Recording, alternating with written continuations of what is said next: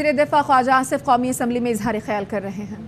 وہ بھی اپلائی ہو رہے ہیں، لیکن جہاں پہ ملک کی دفاعی جو صلاحیت ہے، چاہے وہ افراد کی صورت میں تھی یا تنصیبات کی صورت میں تھی، اسلحے کی یا جہازوں کی صورت میں تھی، یا جنرل ہیڈ کوارٹر کی صورت میں تھی، چکدارا میں جو ہے وہ ہمارا جو قلعہ تھا وہ تھی، بالا حصار میں مردان میں ریجمنٹل سینٹر جو تھا، یہ ساری باتیں جو ہیں یار پلیز ذرا مہربانی، یہ سارے جو سمبلز تھے، یہ سارے جو سمبل سے میں بار بار یہ پیچھے جو کہ میں بات کر رہا ہوں جہاں پہ ایکٹیو ہماری جو ہے وہ بالکل، جہاں پہ ہمارے جہاز کھڑے تھے، جہاں پہ ہمارا اسلحہ تھا، جہاں پہ ہمارے فوجی رہ رہے تھے، جہاں پہ قلعہ تھا، ریجمنٹل سینٹر تھا، اور باقاعدہ ایک منصوبے کے تحت حملہ کیا گیا سارے پاکستان میں، جہاں بھی خصوصاً 2 صوبوں میں جو حملہ ہوا، پنجاب میں اور کے پی میں، کسی چیز کو ہاتھ نہیں لگایا گیا سوائے فوجی تنصیبات کو یا شہداء کی یادگاروں کو.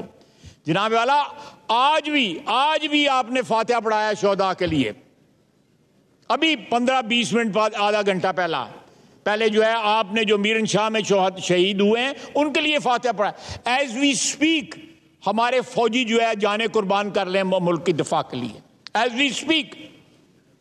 کیا ان لوگوں کی توہین جو ہے، اس خون کی توہین جو ہے، وہ مولانا چترالی صاحب اس کو برداشت کر سکتے ہیں؟ کم از کم پاکستانی برداشت نہیں کر سکتا. یہ بات جو ہے، یہ ہمارا جو نظام ہے، یہ بات انہوں نے صحیح کہی ہے کہ ہمارا نظام جو ہے مزمحل ہو چکا ہے. ہمارا نظام جو ہے وہ کمپرومائز، بہت حد تک کمپرومائز ہو چکا ہے. آپ پچھلے 1 سال کی اس ادارے کی جو ٹسل ہے، یا اس ادارے کی جو جدوجہد ہے، یا اس ادارے کے اختیارات کے اوپر جو ٹریس پاس کیا گیا ہے، تجاوز کیا گیا ہے، وہ بھی اس ملک کی تاریخ کا حصہ ہے. تو اس صورت میں جب کہ ادارے پارٹیزن بن گئے ہوئے ہیں، طرفدار بن گئے ہوئے ہیں، تو یہ قانون جو ہماری کتابوں میں آلریڈی موجود ہے اس کو اپلائی کیا جا رہا ہے. اور یہ حق بنتا ہے ہماری دفاعی فورسز کو کہ ان کے دشمن جو ہیں اگر سرحد پار سے آئیں تو ان کا بھی علاج کیا جائے جس طرح کیا جاتا ہے، اور جو ملک کے اندر سے ان کی تنصیبات پہ حملے کریں تو اس کے لیے بھی قانون جو ہے موجود ہے. قانون کی خلاف ورزی نہیں کی جائے. ہم نے کوئی اسپیشل لیجسلیشن نہیں کی. یہ حق بنتا ہے ہمارے ان شہداء کا جن کی توہین کی گئی، ہماری افواج کے جہاں پہ رہائش گاہیں تھیں، یہاں پہ تنصیبات تھیں، جہاں پہ ہمارے جو ہے وہ اڈے تھے ایئر فورس کے، جہاں پہ قلعے تھے، جہاں پہ ہماری فورسز موجود تھیں. جناب کس طرح آپ اگنور کر سکتے جناب اسپیکر کہ ایوری ڈے چاہے وہ وانا ہو، سوات ہو، میرن شاہ ہو، رسموں کو، ان تمام جگہوں کے اوپر آپ کے جو سولجرز ہیں، آپ کے سپاہی جو ہیں وہ شہید ہو رہے ہیں، آفسر شہید ہو رہے ہیں، سینئر آفسر شہید ہو رہے ہیں. اور جس وقت یہ سارے جو ہے جنگ لڑے ہیں دہشت گردی کے خلاف، جو پاکستان کی دفاع کی جنگ ہے، اس کے خلاف ایک سیاسی پارٹی اور اس کی لیڈر جو ہے وہ وار ڈکلیئر کر دے ان کے اوپر، وہ جنگ جو ہے اس کو ڈکلیئر کر دیں ان لوگوں دفاعی افواج کے اوپر، یا پاکستان کے اوپر، یا پاکستان کی دفاعی تنصیبات کے اوپر. کس طرح یہ ایکسیپٹیبل ہو سکتا ہے؟ یا تو یہ ہے کہ یہ شہداء جو ہے، یہ اس وقت بھی جنگ ہو رہی ہے. We are at war against terrorism, اور وہ جنگ جو ہے پچھلے 14-15 سال سے ہم لڑ رہے ہیں. اس حالت جنگ کے اندر یہ تو شب خون مارا، یہ ہماری جو جس طرح کہتے ہیں کہ پیٹھ پہ چھرا گھونپنے کی کوشش کی گئی ہے. اس شخص نے صرف اس بات کے لیے وہ اقتدار سے محروم ہوا ہے. You don't declare war on your country if power is taken away from you. You go to elections. آنے والے ہیں الیکشن، لڑے الیکشن. یہ اس طرح نہیں ہے جس طرح محترم چترالی صاحب فرما رہے ہیں. تو یہ چیز جو ہے، یا تو ہم نے کوئی اسپیشل لیجسلیشن کی ہو، اور یا جو ہے کوئی اس طرح کا ہو کوئی انسیڈنٹ کہ کوئی ایک اکا دکا کہیں کو کوئی بات ہوئی ہو. اور دوسری بات میں ایک اور بات ان کو وضاحت کر سکوں کہ آپ کا سو موٹو کا جو قانون ہے اس کی کوئی اپیل نہیں ہے. ہم نے یہاں پہ اس کے لیے ریویو جو ہے اس کے لیے تجویز دی, اس کو انہوں نے ہولڈ پہ رکھ دیا. ہم نے کہا ایک جج کی جگہ 3 جج ہوں گے, انہوں نے ہولڈ پہ رکھ دیا. میاں نواز شریف کے پاس کوئی اپیل نہیں تھی, اپیل کا رائٹ نہیں تھا. نہ یسر اللہ گیلانی کے پاس اپیل کا رائٹ تھا. اس لا کے اندر جس لا کو ہم اپلائی کر رہے ہیں 1952 کا, سب سے پہلے فیصلے کے خلاف آرمی چیف کے پاس اپیل ہے, اس کے بعد کانسٹیٹیوشنل جورسڈکشن انووک ہو سکتی ہے ہائی کورٹ میں, اور اس کے بعد سپریم کورٹ میں. 3 اپیلوں کا حق ہے. سو موٹو میں یا جو ہے اور جو سلسلے جو ہیں سپریم کورٹ میں, ان کے خلاف تو کوئی اپیل کا حق نہیں ہے. ان کو تو اپیل کے 3 حق دیے جا رہے ہیں. اور ساری دنیا میں آپ وائٹ ہاؤس اور کیپٹل ہل پہ اٹیک ہوئے ہیں, وائٹ ہاؤس اور کیپٹل ہل پہ جو اٹیک ہوئے ہیں وہاں پہ 18 سال قید سنائی گئی ہے. وہاں پہ جس شخص نے ٹیبل کے اوپر ٹانگ رکھی ہوئی ہے اس کو بھی 4 سال انہوں نے قید سنائی ہے. اسی طرح جب IRA کے خلاف برطانیہ میں لڑائی جاری تھی, اس وقت بھی اسپیشل لاز جو ہے اپلیکیبل تھے اس کے لیے. تمام دنیا کے ممالک جو ہے جو سو کالڈ ڈیولپڈ کنٹریز ہیں جہاں پہ ہیومن رائٹس جو ہے سو کالڈ بڑا احترام ہوتا ہے ان کا, وہاں پہ بھی. اور آج جو ہے انٹرنیشنل میڈیا یا امریکہ یا برطانیہ یا یورپ جو ہے پاکستان میں ہیومن رائٹس کی بات کر رہے ہیں, ان کو غزہ کے اندر اور سری نگر کے اندر ہیومن رائٹس نہیں نظر آتے. اسرائیل اور ہندوستان کو جو ہے وہ کنڈیم نہیں کر سکتے. پاکستان نے اپنی سالمیت کی جنگ لڑا ان لوگوں کے خلاف جنہوں نے 9 مئی کا جو ہے حملہ کیا تھا, جن لوگوں نے پلانڈ پچھلے 1 مہینے کے اندر بار بار جو ہے اس نے کہا جی مجھے تو پتہ نہیں, میں تو قید تھا. اور یہاں تک پروپیگنڈا کیا جا رہا ہے کہ 25 کے پتہ نہیں 40 بندے جو ہے, آپ بتائیں کہاں مرے ہیں وہ, کہاں لاشیں ہیں, کہاں قبریں ہیں ان کی. اتنی بوچھاڑ ہے پروپیگنڈے کی پاکستان کے خلاف, یعنی from with in and from with out. This party is trying to attack integrity and solidarity of this country. اور ہمیں کہا جا رہا ہے کہ جی نہیں اس قانون نہیں فلاں قانون کو اپلائی کریں. ہم نے کون سا اس انسیڈنٹ کے لیے ان واقعات کے لیے 9 مئی کے کوئی اسپیشل لیجسلیشن کی ہے. بہت بہت شکریہ جناب speaker. Now I put the resolution to the House. The question is that the resolution as moved be adopted. All those in favor of the resolution may say aye. All those against it may say no. I think the ayes have it, and consequently the resolution is adopted.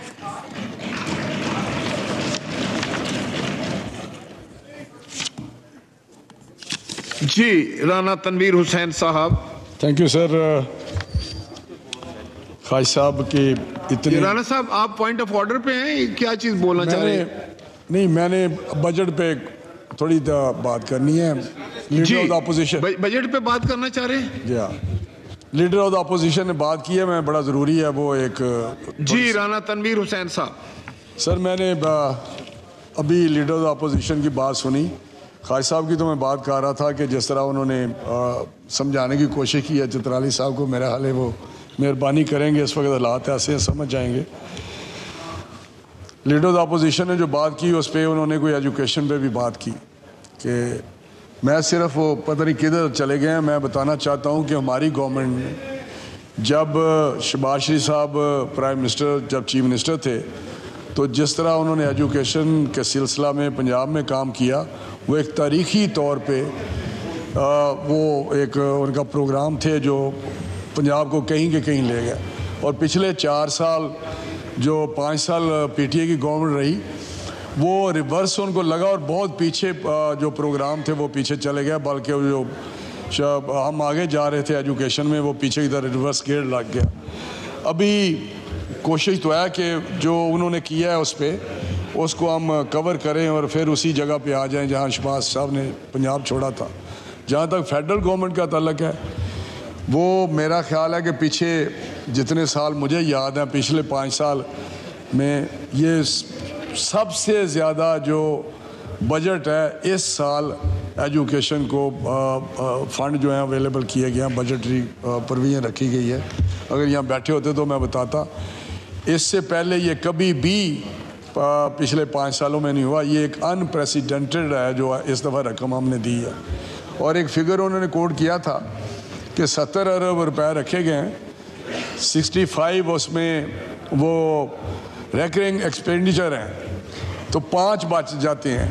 65 شاید ان کو پڑھنے میں غلطی لگی ہے. 65 independent recurring expenditure ہے، 70 independent development site پہ ہے. یہ بھی پہلی دفعہ ہوا ہے کہ اتنے پیسے ہم نے دیے ہیں. 70 کے 70 جو اس کا 5 کو کہہ رہے ہیں 5 ارب رہ گئے وہ 70 ہیں.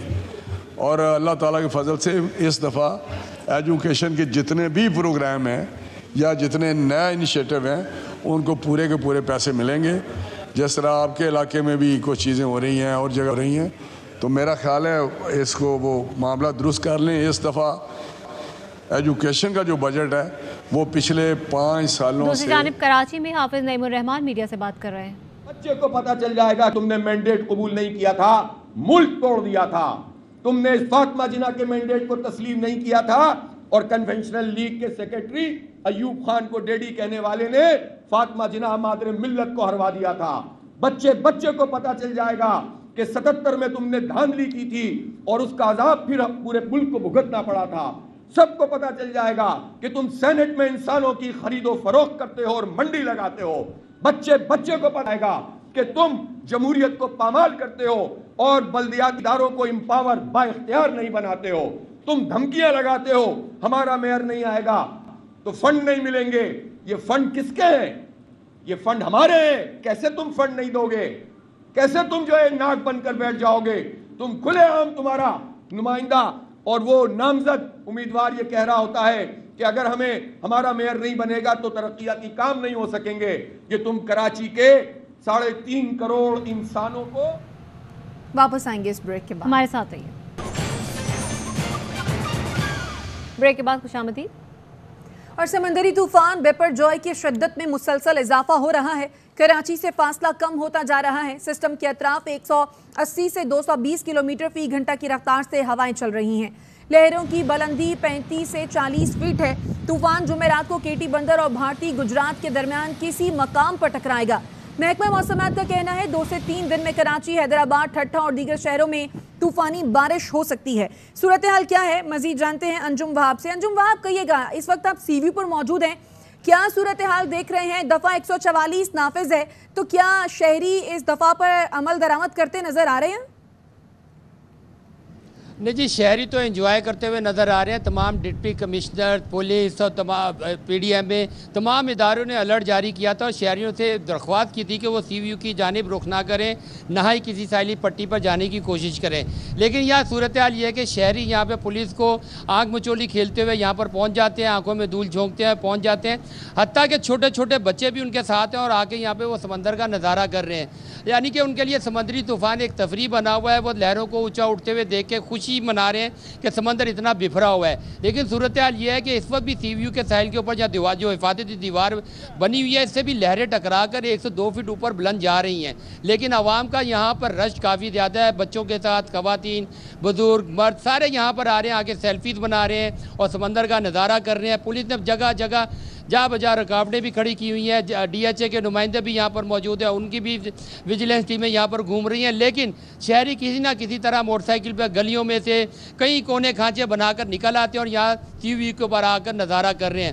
سی وی کا جو دوسرے حصے میں جو ساحل ہے جہاں پہ سمندر یقیناً شہریوں کو اس معاملے پر سنجیدگی دکھانے کی ضرورت ہے. انجم وہاب، آپ اس بارے میں آگاہ کر رہے تھے، شکریہ. سمندری طوفان بیپر جوائے کے خطرے کے باوجود کراچی کے علاقے ابراہیم حیدری سے لوگوں کو محفوظ مقامات پر منتقلی کا کوئی انتظام نہیں کیا گیا. اب تک لوگوں کی نقل مکانی بھی شروع نہیں ہوئی. تفصیلات بتا رہے ہیں ہمارے نمائندے افضل پرویز. जी बिल्कुल, इब्राहिम हैदरी की साहिली पट्टी पर भी खतरात लाहक। मोट जट्टी का वो मुकाम है जहां इस वक्त जो है समुंदर बिफरा नजर आता है। पानी की सतह में काफ़ी हद तक इजाफा हुआ है। वज़ीर आला सिंध की जानिब से बाकायदा तौर पर तमाम डिप्टी कमिश्नरों को हिदायत जारी की गई थी कि साहिल समुंदर पर कायम आबादियों को नकल मकानी करने के हवाले से मौसर इकदाम किए जाएँ। ज़िला इंतज़ामिया की जानिब से किसी ने रब्ता किया नकल मकानी के लिए या फिर दीगर इंतजाम के लिए? नहीं, कुछ भी नहीं, कोई भी नहीं आया। तमाम तर इकदाम सिर्फ कागजी कार्रवाई तक ही महदूद नजर आते हैं। जिला बदीन में समंदरी तूफान के असरात वाज़ेह होना शुरू हो गए हैं। मिट्टी के तूफान ने साहिली पट्टी को लपेट में ले लिया है। सूरज भी गर्दालूद हवाओं में छुप गया। शहरी खौफो हिरास का शिकार हो गए हैं। मजीद तफसीलात अरसलान आरई से। बिल्कुल, इस वक्त हम मौजूद हैं ज़िले बदीन के साहिली इलाके सिरानी सर्कल के अंदर, और जहां पर समुद्री तूफान के पेश नज़र तेज़ तूफ़ानी हवाओं का सिलसिला शुरू हो चुका है और मिट्टी के तूफ़ान जो है वो यहाँ पे आना शुरू हो चुके हैं, जो कि समुद्री तूफ़ान का पेश खेमा है कि अब से कुछ घंटे बाद जो है वो बारिश का सिलसिला भी शुरू हो जाएगा, जिसके बाद समुद्री तूफ़ान के ज़िले बदीन के साहिलों से टकराने के इम्कानात बढ़ते चले जाएंगे। मकामी आबादी की अगर बात की जाए तो यहाँ पे खौफ व हिरास की कैफियत कायम है। लोगों की कोशिश है कि वो अपने माल मवेशी लेके महफूज मकामात की तरफ मुंतकिल हो जाएं। सरकार की जानिब से मुख्तलिफ स्कूलों में इमदादी कैंप कायम किए गए हैं, लेकिन आवाम अब तक वहाँ पे नहीं पहुँच सके क्योंकि वो सरकारी इंतजामात को नाकाफ़ी करार दे रहे हैं। जी, सजावल जिला के साहिली इलाके कलका छाने में तेज़ हवाएं चलने लगी हैं। सैकड़ों अफराद इस इलाके में रिहाइश पजीर हैं। इंतजामिया की जानिब से इलाका मकीनों को महफूज मकामात पर मुंतकिल नहीं किया गया। मजीद जानते हैं ARY के नुमाइंदे सलीम से। जी सलीम, क्या सूरत हाल है इन इलाकों की? जी बिल्कुल, बहरे अरब से उठने वाले तूफ़ान बेपार ज्वार जिसके जो असरात हैं वो सजावल ज़िला के साहिली इलाकों पर नमूदार होने लगे हैं। इस वक्त जो ना वो साहिली इलाकों में जो ना तेज़ हवाएं शुरू हो गए हैं। बात की जाए यहाँ पर इंतज़ामिया की तो ताहाल यहाँ पर जो ना इंतज़ामिया न पहुँची है, जिसकी वजह से यहाँ पर हज़ारों की तादाद में बसने वाले जो लोग हैं वो बेयार और मददगार यहाँ पर बैठे हुए हैं। जब इन लोगों से हमारी बात हुई तो उनका कहना है कि ज़िला इंतज़ामिया की जानब से ताहाल हमें कोई ऐसा रेस्क्यू का अमल शुरू ना किया गया है, जिसकी वजह से हम जो ना कहीं महफूज मकामात तक बाहर ना निकल सके। इन लोगों ने मुतालबा किया है कि फौरी तौर पर जो ना हमें किसी महफूज मकामात तक पहुंचा जा सके। यहाँ पर कहीं हमें ऐसे भी जो ना लोग नजर आए जो अपनी मदद आपके तहत नकल मकानी करके किसी महफूज मकामात के लिए जा रहे हैं, लेकिन इंतजामिया की जानिब से यहाँ पर कोई भी रिलीफ का अमल शुरू ना हो सका है, जिसकी वजह से यहाँ पर बड़ा खौफ और हिरास पाया जा रहा है इस वक्त। जी, खबरें और भी हैं, शामिल करेंगे इस ब्रेक के बाद। हमारे साथ रहें। ब्रेक के बाद खुशामदीद। खबर देंगे आपको मेयर कराची के लिए PTI में इख्तलाफात। PTI के 30 चेयरमैनों का मेयर कराची के इंतखाबी अमल का हिस्सा ना बनने का ऐलान। PTI के 30 से ज़ायद चेयरमैन और वाइस चेयरमैन का इजलास हुआ। मजीद जानते हैं संजय साधवानी से। संजय, बताइएगा इस मामले के बारे में। पाकिस्तान तहरीक इंसाफ में बगावत हुई है। कराची मेयर इलेक्शन के मामले पर हाफिज नईम उर रहमान को 360 डिग्री का झटका लगा है। पाकिस्तान तहरीक इंसाफ के 30 से ज़ायद UC चेयरमैन जो मुंतखब अराकीन हैं उन्हों का इजलास हुआ है। इस इजलास में उन्होंने जमात इस्लामी को मेयर के इलेक्शन के लिए वोट ना देने का ऐलान कर दिया है। अराकीन ने कहा है कि जमात इस्लामी मौके से फायदा उठाना चाहती है। एक जानिब जमात इस्लामी को हमारे वोट चाहिए, दूसरी जानिब मखसूस नशिस्तों के मामले पर जमात इस्लामी हमारे खिलाफ ही अदालत जा रही है। पार्टी क़यादत का फैसला सर आंखों पर, लेकिन ऐसी सूरत हाल में हमें लोगों को जवाब देना है, वोटर्स को जवाब देना है, और इसीलिए हम जमात इस्लामी को सपोर्ट नहीं करेंगे, हाफिज नईम उर रहमान को वोट नहीं देंगे। अगर ये जिन चेयरमैन ऐलान कर रहे हैं, अगर इस ऐलान पर ये चेयरमैन ये अराकीन कायम रहते हैं तो पाकिस्तान पीपल्स पार्टी का चेयरमैन आसानी से मेयर बन जाएगा। मौजूदा सूरत हाल में जो KMC के नंबर हैं, सिर्फ 11 नंबर की पीपल्स पार्टी को जरूरत थी, और जमात इस्लामी के जो खाली अकेले सर नंबर्स हैं वो 130 नंबर्स हैं। तो 62 नंबर्स पाकिस्तान तहरीक इंसाफ के थे, जिनमें से 30 ऐसे चेयरमैन हैं जो वोट लेकर मुख्तलिफ हकों से कामयाब होकर KMC के ऐवान में पहुंचे हैं, और उन्होंने हाफिज नईम उर रहमान को इलेक्शन से पहले बड़ा झटका दे दिया है, और उन्होंने कहा है कि हम किसी सूरत में हाफिज नईम उर रहमान को वोट नहीं करेंगे। अगर ये लोग वोट नहीं करते तो नंबर गेम के हिसाब से पाकिस्तान पीपल्स पार्टी और नून लीग जो ऐलान कर चुकी है कि पीपल्स पार्टी को वोट दिया जाएगा, تو ایوان میں ان کے نمبر بڑھ جائیں گے, ان کے نمبر بڑھ جائیں گے تو انہی کا میئر واضح طور پر آ جائے گا. ٹھیک ہے, جماعت اسلامی کو ووٹ نہ دینے کا فیصلہ کیا گیا ہے. سنجے سادوانی, آپ نے تفصیلیں آگاہ کیا, شکریہ. اور پنجاب کے شہر چشتیہ میں ایک شخص نے اپنے رشتہ دار کو الٹا لٹکا کر تشدد کا نشانہ بنا دیا. ملزم نے ویڈیو بھی جاری کر دی. ویڈیو میں تشدد کا نشانہ بننے والے اور ملزم کی شکل واضح ہے. ملزم نے رشتہ دار پر سونے کی انگوٹھیاں چوری کرنے کا الزام لگایا. ویڈیو وائرل ہونے کے باوجود پولیس نے ابھی تک کوئی کارروائی نہیں کی. واقعہ تھانہ سٹی اے ڈویژن کی حدود میں پیش آیا. نیوز بلیٹن سے فی الحال اتنا ہی. دیکھتے رہیے ARY نیوز.